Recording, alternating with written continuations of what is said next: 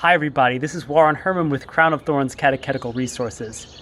In this very spot, maybe a month or so ago, I heard something and I thought maybe there was a fox sneaking up on me. But it turns out that there was a little chirp and there was a bird that actually decided to climb up my leg and into my jacket. I was praying the rosary at the time online. I was with my phone, and one of my friends was leading the rosary, and I had to stop. And the bird almost climbed up the rosary and went into my jacket. I thought he was going to eat the rosary. That was my first impression. But this bird was something special. It wasn't just an outside bird. It was the kind of bird that people keep as a pet. It was a zebra finch. And so one thing led to another, and the zebra finch has been adopted, and his name is Rosario, after the rosary. So what I wanted to emphasize here is how this story can point us toward God's care for us, and how that guides us, inspires us, and makes demands of us in how we are to care for others. When Rosario came, it was shocking. Even if you see him today, he's not a very calm bird. He decided to he just climbed up my leg multiple times. I have it on film. And he climbed up, he went in my jacket. And I really see this as a blessing from God, because I was doubting. At the beginning of the coronavirus epidemic, I was nervous about not being able to receive the sacraments, especially confession. And the fact that God, in the middle of this pandemic, decided to provide for the needs of this little bird reminded me of Christ's words where he says, "Not even a sparrow will fall to the ground without your Father knowing about it." That this is the God that we serve and the God that we love, the God who is a God of providence. And so this was encouraging to me at the start of the coronavirus epidemic. This reality that God cares for us, that God has welcomed us, that God has adopted us, is the foundation for our faith. One of the verses that I used to try to get through my head was the whole idea that Christ died for us while we were yet sinners. And it even says, this is how we know what love is, that Christ died for us while we were yet sinners. That's how we get a taste of what unconditional love is. But that kind of love makes demands on our lives. And I want to tell you a few things about Rosario that are going to help us understand the gospel. After I brought Rosario in, Rosario got a cage, and Rosario got a friend who, after the word Providence, we named Providenzo. And so Rosario and Providenzo were given their home in this cage together. So this was encouraging to me, and all was going well until we bought Rosario and Enzo, as we call them Rosie and Enzo for short. We bought them a nest. And this must have triggered their territorial behavior as male zebra finches. And there was a lot of violence that ensued.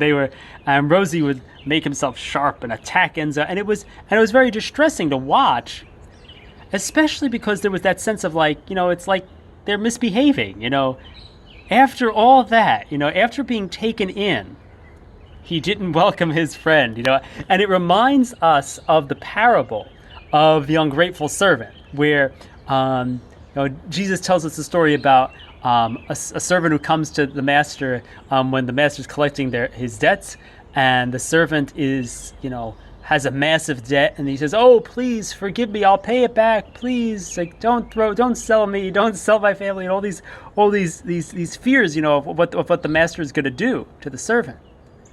And the master says, "Oh, don't worry. I'll forgive your debt." And then the servant goes away, and he sees some man who owes him some money, and then he strangles the guy and says, "Give me all your money." And that story, that parable of the ungrateful servant, is what came to mind as I saw Rosie attacking Enzo. And it angered me in a sense to watch this, and it was a reflection of, I believe, the way that God looks at us. He sees us as those who have been adopted. He sees us as those who have been taken into his family. And when we don't then extend that love to others, we, that's a problem. That cuts us off from the love of God. It doesn't allow us to be who we were called to be. And so I want this story of Rosie's arrival, this miraculous, weird event where I got this little bird just came to me out here, and he was provided for in this epidemic to show us that, that God has given us so much, that not only has God provided for us to physically live, but he's given his only son for us. And we don't realize that deeply enough. And we also then turn around and we don't give that kind of grace and mercy to other people. And that's a problem. And that's the heart of the gospel. When I was first trying to understand what the whole message of Christianity was, something that deeply helped me was the divine mercy message, which shows us that, that God calls us not only to receive his mercy, but to share his mercy, but to be able to, to do the corporal and spiritual works of mercy. God calls us to be merciful.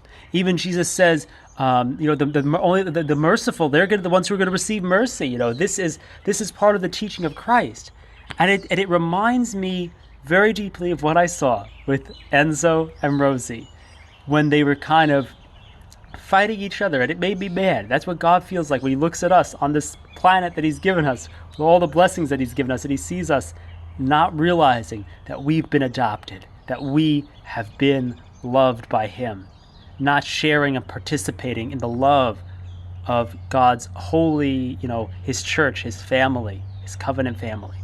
So I hope you've enjoyed listening to this video about Rosario and Providenzo and how they can illuminate for us the truth that we are called to a life of mercy. Again, thanks for listening. This is Warren Herman with Crown of Thorns Catechetical Resources. I hope that you enjoyed this video and that you have a great day.